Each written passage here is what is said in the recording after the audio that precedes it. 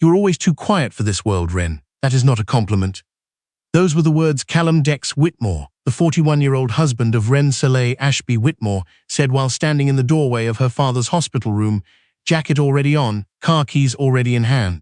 Her father, Aldous Ashby, 72, founder of Ashby Capital Group, lay 3 feet away with monitors beeping softly beside him, too weak to sit up, still strong enough to hear every word. Wren Soleil Ashby Whitmore, 36, stood between her husband and her father's bed the way she had stood between things her whole life. Not loudly, not dramatically, just there, absorbing the weight of both. Callum did not lower his voice. He said he had a dinner. He said it was important. He said she always made his schedule feel smaller than her feelings. Then he left. The door did not slam. That would have been too obvious. It clicked shut quietly, the way cruelty did when it had practice. Aldous turned his head toward the window. He did not say anything for a long moment. Then he asked, very softly, whether she had eaten today. That almost undid her. Not the insult, not the empty chair where her husband should have been sitting. That small fatherly question, asked from a hospital bed by a man with an oxygen clip on his finger. Had she eaten? Wren looked at the door her husband had just walked through. She said yes, she had not. Callum Whitmore had come into Wren's life 6 years earlier, when he was still nervous and hungry and grateful. He had been a mid-level acquisitions analyst at a commercial real estate firm in Toronto, sharp enough to be noticed, charming enough to be liked, ambitious in a way that seemed like drive instead of hunger. He had brought her coffee on their 3rd date without being asked. He had remembered the name of her mother. He had held her hand at a fundraiser gala without caring who saw. Back then, Wren had been working quietly under a title that meant nothing on a business card. Associate Director of Legacy Assets at Ashby Holdings. People assumed she was a placeholder, a daughter kept nearby out of sentiment. Her father's name was on every door. Her name was on nothing that anyone could see. That was how the family had always done it. Aldous Ashby had spent 40 years building one of the most quietly powerful private investment groups in Ontario. Not flashy, not press-hungry, the kind of company that moved money and property and entire development corridors without anyone writing articles about it. He had taught Wren before she could read a spreadsheet that the loudest person in the room was usually the most frightened. She had listened. When Wren and Callum married, he signed a full prenuptial agreement prepared by Osborne Fitch, 58, the Ashby family's senior legal counsel for over 2 decades.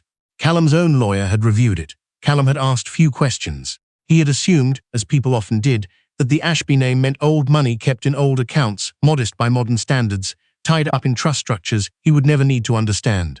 He signed and smiled and ordered champagne. He never asked what Ashby Holdings actually held. Wren had not corrected the assumption, not because she wanted to deceive him, because her father had taught her that people who love access more than people reveal themselves eventually without being tested. Callum revealed himself gradually, the way ice thaws.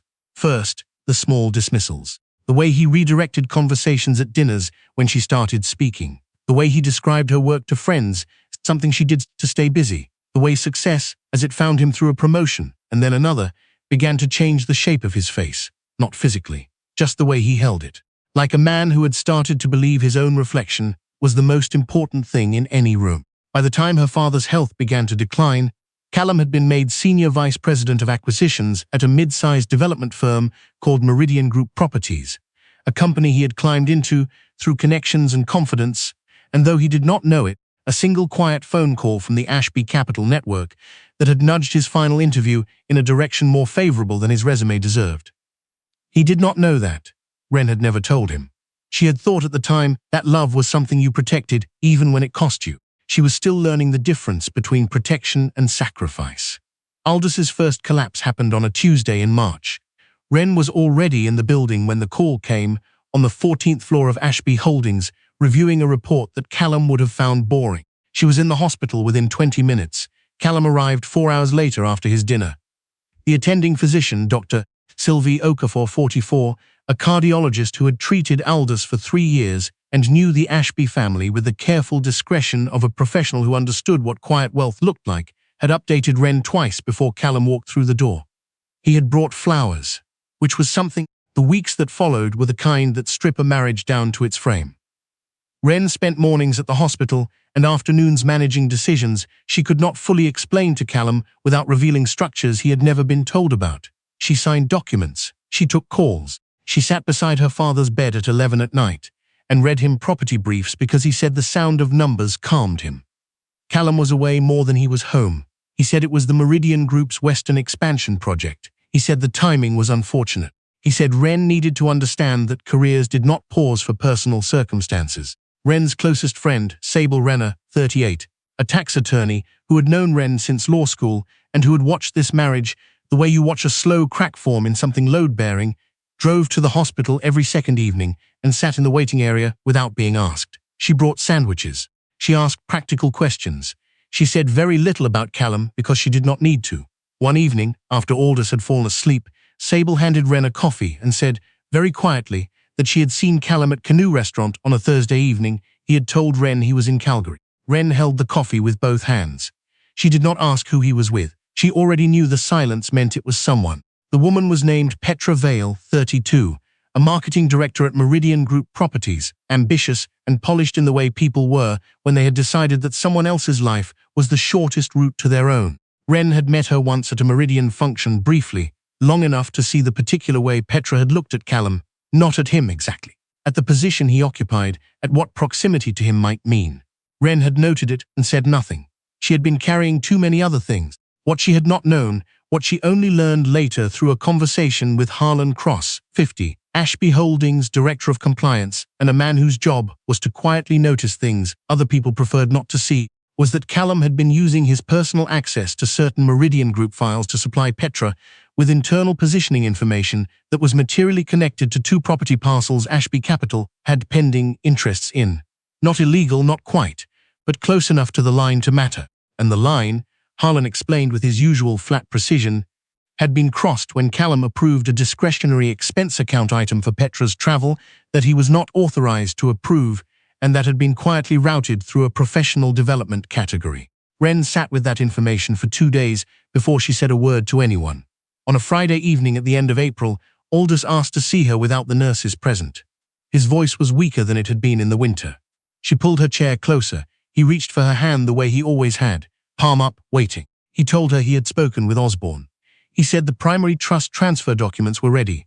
Full operating authority over Ashby Holdings, all subsidiary structures, and all legacy capital accounts would pass to Wren upon his signature. He said he had been watching and he was not frightened about the company. He said he was only frightened about her. Wren looked at the window. He said he had one question and she did not have to answer it. She said she was listening. He said, "Does Callum know what you're going to become?" She looked back at her father. The monitors beeped. The afternoon light came through the blinds in long, thin lines across the floor. She said no. Her father squeezed her hand, once slowly. He did not say anything else about it. 3 weeks later, Aldous Ashby died on a Wednesday morning with Wren beside him and Callum's phone going to voicemail. Wren called twice. The second time, she left no message. She sat in the quiet of her father's room for 40 minutes after the monitors went still. She straightened his blanket. She took off her glasses and put them in her coat pocket. She looked at his hands. Then she went to the window and called Osborne Fitch. She said she was ready. He said he would meet her at the office the following morning. She said, "Thank you." She said nothing else. Callum arrived at the hospital 2 hours after Aldous died. He walked in looking slightly flushed, his jacket not quite buttoned correctly. He said he was sorry. He said the Calgary connection had been delayed. He said he had come as quickly as he could. Wren looked at him for a long moment. She did not count the hours. She did not bring up the voicemails. She only looked at him the way you look at a familiar thing you have finally stopped believing. She said, "I know." He seemed satisfied by that. He put his arm around her and said she should let the hospital staff handle the arrangements and get some sleep. She nodded. She did not sleep. The funeral was held on a grey morning in late May, at a small stone church outside of Oakville that Aldous had attended for 30 years. The guest list was deliberately modest. He had not wanted ceremony. He had wanted precision, the right people in the right seats with enough quiet to actually feel something. Osborne stood at the back with his wife. Harlan stood near the side aisle. Sable sat in the second row beside Wren, close enough to be a wall. Callum sat 1 seat away from Wren. He had brought Petra. She stood outside at first by the car, in a dark coat that fit her too well for someone who had dressed in a hurry. A woman who worked in marketing understood angles. She understood what standing near the right person in the right lighting communicated before anyone said a word. Wren saw her through the church window. She kept her hands folded in her lap and did not move her face. Sable saw her see. Sable said nothing and put one hand briefly on Wren's arm. During the service, Callum checked his phone twice. He held Wren's hand once early, then let it go. When the minister spoke about Aldous' legacy of building things that outlasted trends, Callum shifted slightly in his seat, impatient with metaphor. At the graveside, Wren stood between the white lilies and the headstone with the wind moving the hem of her coat. The minister finished. People drifted back toward their cars. Callum waited until only Osborne and Sable were nearby. Then he reached inside his jacket. The envelope was cream-colored and thick, the kind that cost something. He held it out to Wren with the particular expression of a man who has rehearsed a difficult conversation and convinced himself it makes him brave. She looked at the envelope. She looked at him, she said, "What is this?" He said he had held off during her father's illness. He said he respected that process. He said he needed her to understand that his path was moving in a direction that her quietness had never been suited to, and that he had found someone who understood the pace of where he was going. Wren opened the envelope. Separation agreement. Prepared 11 days earlier, while her father was in the hospital. She read the first paragraph. Then, since she'd looked up, she said, "You chose today." Callum's voice took on the tone people use when they want credit for being honest. He said the timing was not ideal, but it was real. He said she had always been more comfortable in the background. He said Petra understood what visibility meant in his industry. He said Wren had never been built for the front of the room. Osborne, standing 6 feet away, became very still. Sable's jaw tightened so hard, her whole face changed shape. Wren looked at Callum for one long moment. She looked at the lilies. She looked at her father's name on the stone. Then she removed her wedding ring. Her hands were steady. She placed the ring inside the envelope and handed it back to him. She said, "After today you will not have to explain me to anyone." She walked back to the car alone. Callum watched her go with the expression of a man who has confused absence for agreement. He had not noticed that Osborne Fitch had taken out his phone and made a quiet call. He had not noticed that Sable had done the same. He had not noticed, because he had never noticed, that the woman he had just told was too quiet, for the front of the room was the person whose signature now controlled everything behind it. That night, in a boardroom on the 12th floor of Ashby Holdings, Wren sat at the head of a table she had never sat at during her father's lifetime. Not because she had not had the authority, because she had understood that some tables needed to be approached at the right moment. Osborne sat to her left with 2 sealed folders and a recorder. Harlan sat across from him with a printed summary of everything he had quietly compiled over the past 3 weeks. Sable sat at the far end, not as a lawyer, as a witness, because Wren had asked her to be. Osborne opened the first folder. Ashby Holdings, he said, through its primary trust vehicle, held controlling interest in 4 private development funds, 2 commercial property portfolios covering 7 buildings in the Greater Toronto area, a long-term land assembly project in the Waterloo region, and a legacy advisory stake in 11 smaller entities currently in active growth phases. Total managed asset value, as of the most recent quarter, exceeded $420 million. Sable looked at the table. Harlan waited. Wren looked at the wall. She had known these numbers her whole adult life. Hearing them in this room, on this night, after this day, made them feel different, not larger, just more present, more hers. Osborne continued. Callum, he said, had signed a marital agreement that explicitly excluded all Ashby Trust and holding assets from matrimonial property claims. He had been advised to seek independent legal counsel before signing. He had not. He had signed within 20 minutes of the document being presented. Wren said because he assumed there was nothing worth fighting over. Osborne said yes. There was a silence. Then Harlan opened his folder. The Meridian Group, he said, had a standing indirect advisory relationship with 2 Ashby subsidiary funds, not well known, not public, but documented. This meant that Callum's role as Senior Vice President of Acquisitions placed him in a working environment that had measurable connection to structures that Wren now controlled. The irregularities involving Petra Vale's travel reclassification were not isolated. Harlan had found 3 more instances across the previous 14 months. Small amounts individually, significant as a pattern. The shell routing was amateurish, which meant either Callum had not expected anyone to look or had not expected anyone to have the standing to act. He had been wrong on both counts. Wren said, "Can we move on this before the Meridian board meeting?" Harlan said the timing was possible but tight. Wren said, "Then we should not waste the evening." The Meridian Group's annual investment showcase was a known event in Toronto's commercial property world, not large enough for national press, important enough that the right 130 people in the city showed up. Developers, institutional investors, legal partners, city planning contacts, and senior executives from the firms that fed into Meridian's project pipeline. Callum had been scheduled to speak. He had been rehearsing for 3 weeks. Wren knew this because he had asked her to read a draft of his opening remarks in February, before the hospital stays had taken over every calendar. She had corrected 2 factual errors in the property market data and handed it back without comment. He had not thanked her. On the evening of the showcase, Callum arrived early with Petra. She wore a dark green dress. He wore the suit he kept for events he considered significant.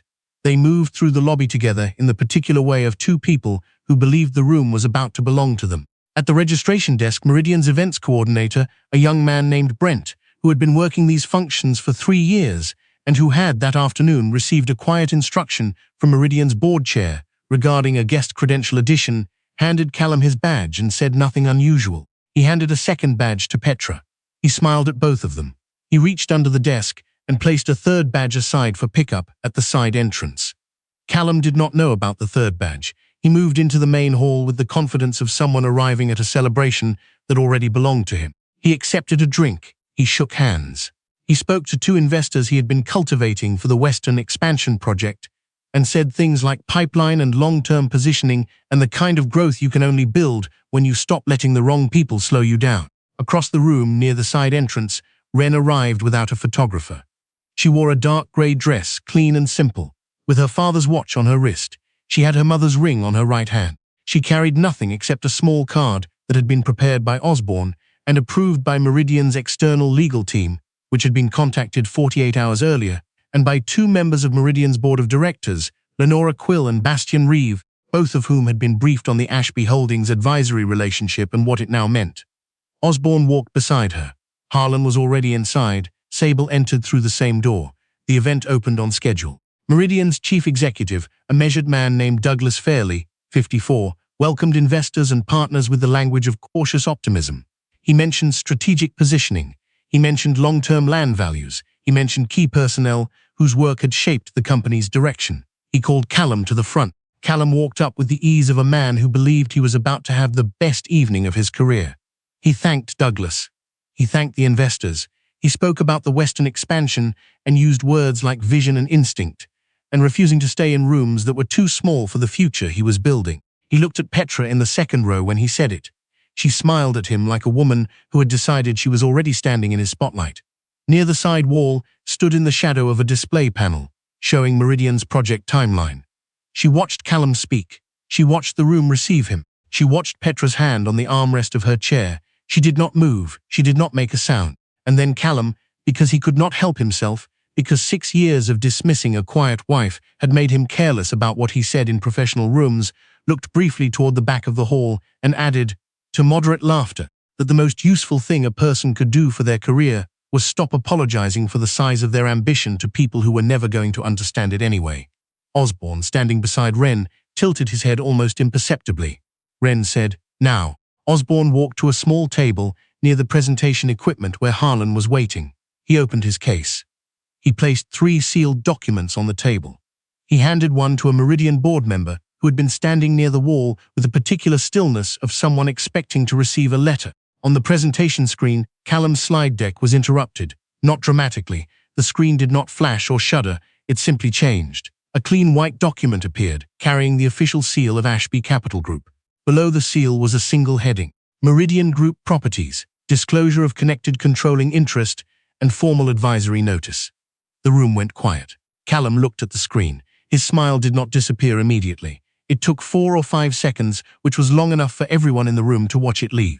The document explained, in precise legal language, that Ashby Capital Group, through its primary trust vehicle, held an advisory controlling stake in 2 of Meridian's principal development funds, representing material connection to operational decisions, budget approvals, and senior personnel conduct standards. It further stated that this relationship had become active under new authority as of the preceding week, following the formal transfer of control to Ashby Capital's current operating chair. The next slide appeared: a summary of the expense irregularities, hotel reclassifications, travel approvals, the shell routing through professional development categories. 3 instances with dates and amounts, and the approval signatures attached to each. Callum's name appeared 4 times. Petra's name appeared 3. Darren Holt, 47, Meridian's head of finance, stood near the aisle with a face that had gone completely neutral, which meant he had known something and had been hoping it would stay buried. It had not stayed buried. Callum turned toward the side of the room where Osborne was standing. He looked past Osborne. He saw Ren. She was not in shadow anymore. She had stepped forward during the second slide, quietly, without announcement, the way she had always moved through rooms that other people believed were not built for her. She was wearing her father's watch. She looked not at Callum, but at the board members in the room, and she spoke clearly and without decoration. She said that Ashby Capital Group had formally notified Meridian's Legal and Ethics Committee of the irregularities shown on the screen, that outside counsel had been retained, and that the creative work associated with Meridian's new residential concept project, which had been credited publicly to a senior acquisitions team, was in fact substantially developed from a site analysis originally produced by a junior planner named Emmett Solis, 27, who had been given a minor acknowledgement and then quietly moved to a different department. Emmett was sitting near the back of the room. He had been told only that someone wanted to hear the truth and that he should come. When Wren said his name, he looked up. She looked at him and said that the site analysis he had produced was the foundation of the project and that Ashby Capital would ensure the record reflected that the room was still. Then someone at the back began to applaud. Callum moved toward Wren. His voice was low. He said this was a private matter and she was making it ugly. Wren turned to face him. She said, "You handed me separation papers at my father's grave. The privacy left before I did." His face flushed. She continued. She said she had not come to this room to humiliate him. She had come because the company her father built had an obligation to the people whose work it touched, and to the investors whose trust it held, and she was not going to let either of those things be undermined while she stood quietly to the side. She said, "You told me I was never built for the front of the room." She looked at the room around her. She said, "I built this one." Callum said nothing. Osborne stepped forward and handed him a sealed envelope. Inside was a formal notice of advisory review, suspension of Meridian access credentials pending the investigation, and a request that he retain counsel within 5 business days. Petra stood. A Meridian board member gently, firmly, suggested she remain seated. She sat. Harlan nodded to the presentation operator. The screen returned to white. Douglas Fairley, the Meridian CEO, whose expression had moved through surprise and calculation and something that looked like relief, stepped to the front of the room. He thanked Ashby Capital for its formal notification. He said the evening would conclude early. He said the board would issue a public statement before the week was out. The room began to move. A journalist who covered commercial real estate for a Toronto business publication, and who had not expected her evening to matter very much, quietly took notes near the catering table. Emmett sat in his chair for a long moment after people around him began standing, his folder pressed against his chest, not quite believing that someone had said his name from the front of the room and meant it as a beginning and not an ending. Wren walked over to him. She sat down in the empty chair beside him, the way her mother used to sit beside someone who needed to understand they were not alone. She said, "We are going to fix the record," he said. "I did not think anyone was going to do that," she said. "I know.